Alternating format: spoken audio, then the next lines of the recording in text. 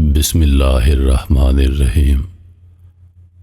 رب ذوالجلال کے بابرکت نام سے شروع کرتا ہوں جو دلوں کے راز خوب جانتا ہے۔ آپ سبھی ناظرین کو روحیل وائس چینل میں دل کی گہرائیوں سے خوش آمدید اور خلوص بھرا سلام۔ رسول خدا صلی اللہ علیہ وآلہ وسلم کا ارشاد پاک ہے کہ جب بندہ 40 برس کی عمر کو پہنچ جائے اور اس کی بھلائی اس کے شر پر غالب نہ آئے تو شیطان اس کی پیشانی چوم کر کہتا ہے، میں اس چہرے پر قربان جاؤں جو کبھی فلاح نہیں پائے گا۔ پھر اگر اللہ اس بندے پر احسان فرمائے اور وہ شخص اللہ کی بارگاہ میں توبہ کر لے اور اللہ اسے گمراہی سے بچا لے اور جہالت کی تاریکیوں سے نکال دے تو شیطان ملعون کہتا ہے، ہائے افسوس، اس نے میری آنکھیں ٹھنڈی کرنے کے لیے ساری عمر گمراہی میں گزاری۔ پھر اللہ نے اس کی توبہ کی وجہ سے اسے جہالت کے اندھیروں سے نکال دیا۔ کہتے ہیں کہ بغداد میں ایک شخص بہت بڑا عالم تھا۔ لوگ حصول علم اور اصلاح کے شوق میں اس کے پاس آتے جاتے۔ ایک مرتبہ اس نے حج بیت اللہ اور روضہ رسول صلی اللہ علیہ وآلہ وسلم کی زیارت کا ارادہ کیا تو اپنے طلباء کو بھی ساتھ چلنے پر آمادہ کر لیا اور ان سے عہد کیا کہ وہ اللہ پر توکل کرتے ہوئے چلیں گے۔ دوران سفر جب یہ لوگ ایک گرجا گھر کے قریب پہنچے تو گرمی اور پیاس کی شدت سے نڈھال ہو گئے۔ طلباء نے عرض کیا، اے ہمارے استاد گرامی، ہم دن ٹھنڈا ہونے تک اس گرجا گھر کے سائے میں آرام کر لیتے ہیں، پھر انشاءاللہ دوبارہ سفر پر روانہ ہو جائیں گے۔ استاد نے کہا، جیسے تمہاری مرضی۔ چنانچہ یہ لوگ اس گرجا گھر کی طرف چل دیے اور اس کی دیوار کے سائے میں پڑاؤ ڈال دیا۔ گرمی سے بحال لوگوں کو سایہ نصیب ہوا تو وہ جلد ہی نیند کی آغوش میں چلے گئے، مگر استاد نہ سویا۔ وہ انہیں سوتا چھوڑ کر وضو کے لیے پانی کی تلاش میں نکل پڑا۔ اس وقت اس کے ذہن میں صرف ایک ہی خیال تھا کہ کسی طرح پانی مل جائے۔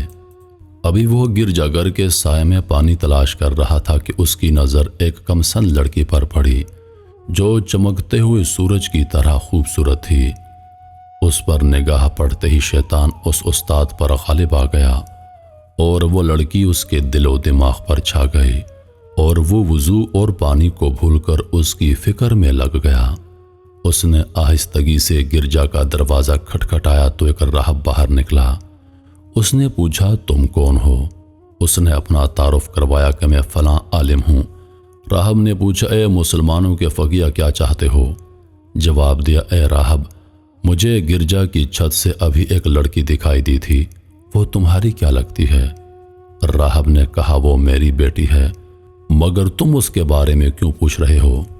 استاد نے کہا، میں چاہتا ہوں کہ تم اس کی میرے ساتھ شادی کر دو۔ راہب بولا کہ ہمارے دین میں ایسا کرنا جائز نہیں، اگر جائز ہوتا تو میں اس سے پوچھے بغیر اسے تمہاری زوجیت میں دے دیتا، حالانکہ میں نے اپنے آپ سے عہد کیا ہے کہ اس کی شادی اسی کی پسند سے کرواؤں گا۔ میں اسے تمہارے بارے میں بتاتا ہوں، اگر وہ تمہیں اپنے لیے پسند کر لے تو میں اسے تمہاری زوجیت میں دے دوں گا۔ استاد نے کہا، یہ تو بڑی خوشی کی بات ہے، مہربانی فرما کر اس کے پاس جائیے اور پوچھیے۔ وہ راہب اپنی بیٹی کے پاس گیا اور سارا ماجرا بیان کیا۔ ادھر یہ استاد ان کی باتیں سن رہا تھا۔ وہ لڑکی بولی، ابا جان، آپ میرا نکاح اس سے کس طرح کر سکتے ہیں، حالانکہ میں عیسائی ہوں اور وہ مسلمان ہے؟ یہ تو اسی صورت میں ممکن ہے کہ وہ نصرانیت میں داخل ہو جائے۔ راہب نے پوچھا، اگر وہ نصرانی ہو جائے تو کیا تم اس سے شادی کر لو گی؟ لڑکی بولی، ہاں ضرور کروں گی۔ وقت گزرنے کے ساتھ ساتھ استاد کی بے-تابی بڑھتی چلی جا رہی تھی۔ ادھر اس کے طلباء بے خبر سو رہے تھے۔ آخرکار استاد لڑکی کی طرف متوجہ ہو کر بولا، میں دین اسلام چھوڑ کر نصرانی ہو گیا ہوں۔ لڑکی بولی، چونکہ یہ عزت و وقار کی شادی ہے لہٰذا حقوق زوجیت اور مہر کی ادائیگی ضروری ہے۔ تم حق مہر کہاں سے ادا کرو گے؟ کیونکہ میں دیکھ رہی ہوں کہ تم فقیر ہو، پھر بھی اگر تم ان خنزیروں کو پورا 1 سال چراؤ تو یہی میرا حق مہر ہوگا۔ وہ بولا ٹھیک ہے، میری بھی ایک شرط ہے کہ تم اس دوران اپنا چہرہ مجھ سے نہیں چھپاؤ گی تاکہ میں صبح و شام اسے دیکھتا رہوں۔ لڑکی بولی مجھے منظور ہے، تو اس نے خطبہ دینے والا عصا اٹھایا اور خنزیروں کی طرف چل دیا تاکہ عصا کے ذریعے انہیں چراگاہ تک لے جائے۔ جب طلباء نیند سے بیدار ہوئے تو اپنے استاد کو تلاش کرنے لگے۔ کافی تلاش کرنے کے بعد جب ان کو استاد نہ ملا تو انہوں نے راہب سے اس کے بارے میں پوچھا تو جواباً اس نے ساری کہانی سنا دی۔ یہ افسوسناک خبر سن کر طلباء میں کوہرام مچ گیا۔ کچھ غش کھا کر گر گئے اور کچھ آہ و بکا کرنے لگے۔ پھر انہوں نے راہب سے کہا اب وہ کہاں ہے؟ راہب نے بتایا کہ وہ خنزیر چرا رہا ہے۔ راوی کہتے ہیں کہ پھر ہم اس کی طرف چل دیے تو اسے اسی عصا سے سہارا لیے دیکھا جس کے سہارے وہ خطبہ دیا کرتا تھا۔ وہ خنزیروں کو ادھر ادھر جانے سے روک رہا تھا۔ ہم نے اس سے کہا کہ اے ہمارے سردار، یہ تم پر کیسی آزمائش آ گئی؟ پھر ہم اسے قرآن پاک، اسلام اور حضور پاک کے فضائل یاد دلانے لگے اور اسے قرآن و حدیث کے فرامین سنائے تو اس نے کہا مجھ سے دور ہو جاؤ، تم جو کچھ یاد دلا رہے ہو وہ میں تم سے زیادہ جانتا ہوں، مگر مجھ پر اللہ رب العزت کی طرف سے آزمائش نازل ہو گئی ہے۔ ہم نے اسے اپنے ساتھ لے جانے پر بہت زور دیا مگر ناکام رہے۔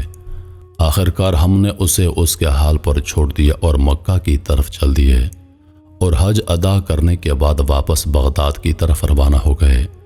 جب ہم اسی مقام پر پہنچے تو ہم نے ایک دوسرے سے کہا کہ آؤ دیکھتے ہیں کہ اس پر کیا گزری، شاید وہ نادم ہو کر اللہ کی بارگاہ میں توبہ کر چکا ہو اور اپنی حالت سے لوٹ آیا ہو۔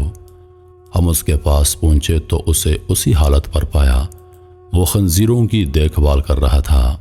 ہم نے اسے سلام کیا اور نصیحت یاد دلائی اور قرآن پاک پڑھ کر سنایا مگر اس نے کوئی جواب نہ دیا۔ ہم ایک بار پھر حسرت زدہ دل لیے واپس ہو لیے۔ جب ہم گرجا گھر سے تھوڑی دور پہنچے ہم نے گرجے کے پیچھے ایک سائے کو اپنی جانب بڑھتے دیکھا۔ وہ شخص چیخ چیخ کر ہمیں ٹھہرنے کا کہہ رہا تھا۔ ہم رک گئے، قریب آنے پر معلوم ہوا کہ ہمارے وہی استاد ہماری جانب آ رہے ہیں۔ جب وہ ہم سے آ کر ملے تو بولے میں گواہی دیتا ہوں کہ اللہ کے سوا کوئی معبود نہیں اور حضرت محمد صلی اللہ علیہ وآلہ وسلم اللہ کے رسول ہیں۔ میں اللہ کی بارگاہ میں توبہ کر چکا ہوں اور اپنی پچھلی حالت سے رجوع کر چکا ہوں۔ یہ آزمائش میری ایک ایسی خطا کے سبب تھی جو میرے اور میرے رب کے درمیان تھی۔ اس نے میری اس خطا کے سبب مجھ پر عذاب نازل فرمایا تھا۔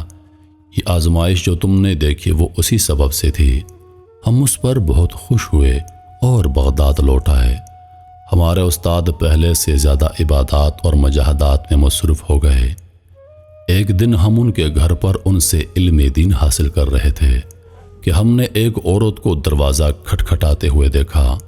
ہم باہر نکلے اور پوچھا اے خاتون کیا کام ہے؟